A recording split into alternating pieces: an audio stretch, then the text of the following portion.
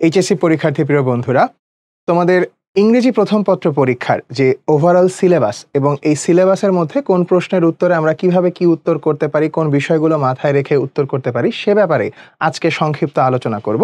চলো আমরা প্রথমে দেখে নিই আমাদের যে সিলেবাস, সেই সিলেবাসে কোনটায় কত নম্বর আসে। তোমরা সবাই জানো এই যে উপরে 1, 2 এবং 3 এই তিনটাই কিন্তু তোমাদের সিন অংশ থেকে আসে, সিন প্যাসেজ, অর্থাৎ তোমাদের বইয়েরই কোনো না কোনো প্যাসেজ থেকে, যেখানে একের এতে থাকতেছে এমসিকিউ, বিতে থাকতেছে শর্ট অ্যান্সার কোয়েশ্চেন্স।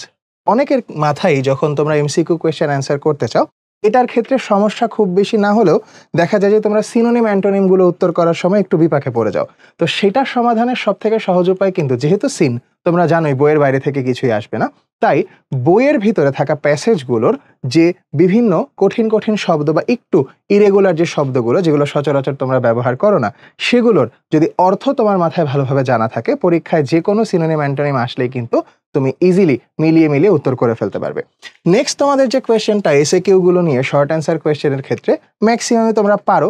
একটা জিনিস শুধু খেয়াল রাখবে এটার ক্ষেত্রে, যখন অ্যান্সার করবে তখন প্যাসেজের যে লাইনগুলো আছে সেগুলো সরাসরি যদি তুমি উত্তর করার সময় তুলে না দাও, হুবহু তুলে না দাও, কপি না করো, তাহলে কিন্তু এখানে দেখা যায় প্রত্যেকটায় যে 3 নম্বর করে থাকে, এই 3, 5, 15তে কিছু না হলেও 13, 14 তুমি পেয়েই যাবে। আর যদি মনে করো যে না, কোনোভাবেই তুমি প্যাসেজের লাইনটাকে পরিবর্তন করতে পারছো না, সেক্ষেত্রে কিন্তু তুমি চাইলে, মানে একেবারেই যখন কোনো ওয়ে নাই, তুমি চাইলে অবশ্যই প্যাসেজের লাইনটাকেই জাস্ট 1-2টা ওয়ার্ড শুধু 19-20 করে দিয়ে দিলেও তোমরা বেশ ভালো একটা নম্বর এক্সপেক্ট করতে পারো।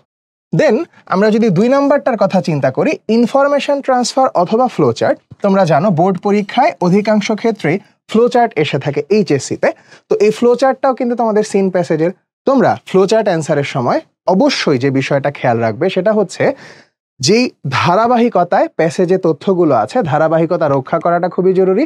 এবং এক তথ্য থেকে আরেক তথ্যতে যাওয়ার সময় তোমরা অ্যারো চিহ্ন দিতে, উপর থেকে নিচে হোক বা বাম থেকে ডানে হোক, এই অ্যারো চিহ্নগুলো দিতে কখনোই ভুল করবে না। অ্যারো চিহ্নর কারণে কিন্তু নম্বর কাটা যেতে পারে।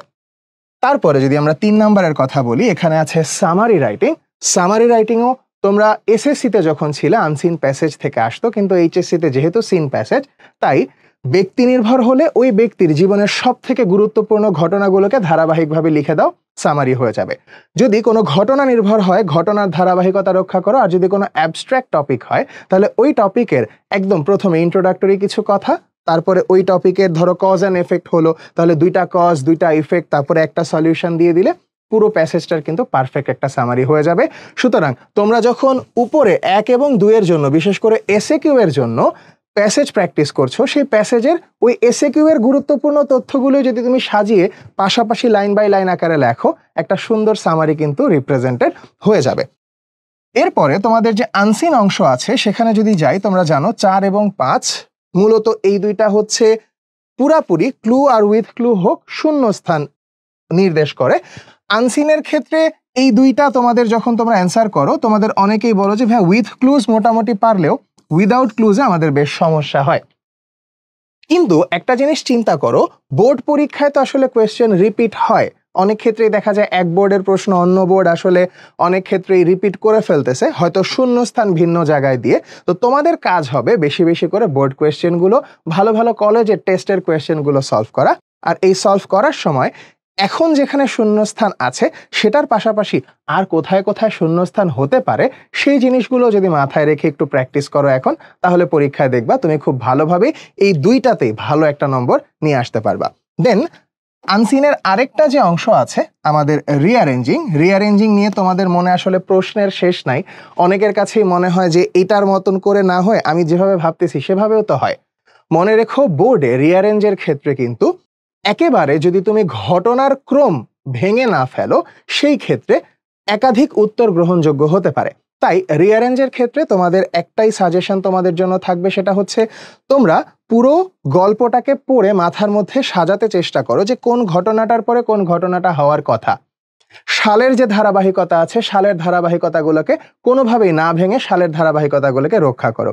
এর পাশাপাশি বাকি যে ঘটনাগুলো আছে সেটা মানুষ হলে তার তো জীবনের অবশ্যই ছোটবেলার পরে তারপরে তার শিক্ষা জীবন আসবে, তারপরে যে তার প্রফেশন আসবে, তার পরবর্তীতে যে তার কোনো বিশেষ পুরস্কার থাকতে পারে এবং শেষে যে হয়তোবা মৃত্যুর কথা উল্লেখ থাকতে পারে।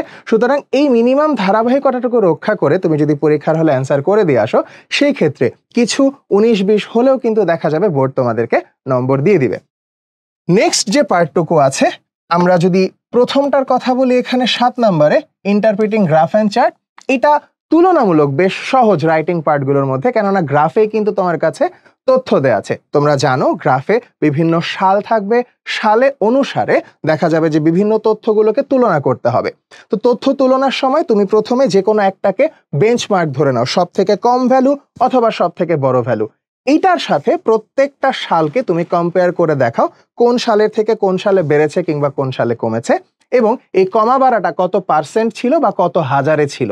এই তুলনাটা যদি তুমি করো তাহলে কিন্তু তোমার এখানে খুব সুন্দরভাবে একটা এক্সপ্লেনেশন দাঁড় হয়ে যাবে। তবে খেয়াল রাখবে, এই গ্রাফ অ্যান্ড চার্ট অ্যান্সার করার সময় প্রশ্নে কি বলেছে। যদি প্রশ্নে বলে explain the graph and write a paragraph, তাহলে কিন্তু এখানে একাধিক প্যারাগ্রাফ করা যাবে না। কিন্তু যদি নর্মালি বলে যে এক্সপ্লেইন দ্য গ্রাফ, তাহলে তুমি একাধিক প্যারা করে এটা ব্যাখ্যা করে দিতে পারো। তারপরের টপিকটা দেখো, এটা পিওর আমাদের রাইটিং পার্টে চলে যাচ্ছে, স্টোরি রাইটিং। যেটা স্টোরি রাইটিং তোমরা জানো যে 2 ধরনের হয়ে থাকে। একটা ট্রেডিশনাল, যেগুলো আসলে বিভিন্ন শিক্ষামূলক ঘটনা কিংবা বিভিন্ন ব্যক্তির জীবনী থেকে নেওয়া গল্প, এই গল্পগুলোকে আমরা হুবহু রাখবো, কোনো পরিবর্তন করতে পারবো না। কিন্তু ক্রিয়েটিভ স্টোরি যেগুলোর কোনো নির্দিষ্ট ইতিহাস নেই, সেগুলো তুমি চাইলে তোমার মনের মতো করে যেভাবে খুশি সেভাবে গল্প লিখতে পারো। এখানে গল্পের কারণে নম্বর কাটা যাওয়ার কোনো সুযোগ নাই। তবে অবশ্যই খেয়াল রাখতে হবে মূল চরিত্র এবং গল্পের যে মূল ঘটনা, এই দুইটাকে পরিবর্তন করা যাবে না। আর সবশেষে আমাদের কাছে হচ্ছে ইনফর্মাল লেটার আর ইমেইলের যে ব্যাপারটা, সেটা হচ্ছে লেটারই হোক বা ইমেইলই হোক, ইনফর্মালের ক্ষেত্রে তোমাদের প্রশ্ন থাকে কয় পৃষ্ঠা লিখতে হবে। এটা তোমরা অবশ্যই 2 পৃষ্ঠা লিখতে পারবে, 2 পৃষ্ঠা ক্রস করার দরকার নাই। এবং বিশেষ করে ইনফর্মাল লেটারের ক্ষেত্রে আমাদের যে এনভেলাপ অংশ সহ তারপরে তুমি 2 পৃষ্ঠায় লিখবে, এনভেলাপটাকেও পরবর্তী 3য় পৃষ্ঠায় নেওয়া যাবে না। আর ইমেইলের ক্ষেত্রে তো আসলে এনভেলাপের কোনো প্রয়োজন হয় না। আর এভাবে করে যদি তোমরা মোটামুটি তোমাদের এই রাইটিং পার্টটাকে সুন্দর করে গুছিয়ে লিখতে পারো, রাইটিং পার্ট দিয়েই কিন্তু তোমার বেশ খানিকটা এগিয়ে যাওয়া সম্ভব। তোমাদের পরীক্ষার জন্য অসংখ্য শুভকামনা। ইনশাআল্লাহ তোমাদের পরীক্ষা ভালো হবে এবং তোমাদের সামনের ভবিষ্যৎ আরো অনেক বেশি সাফল্যমণ্ডিত হবে।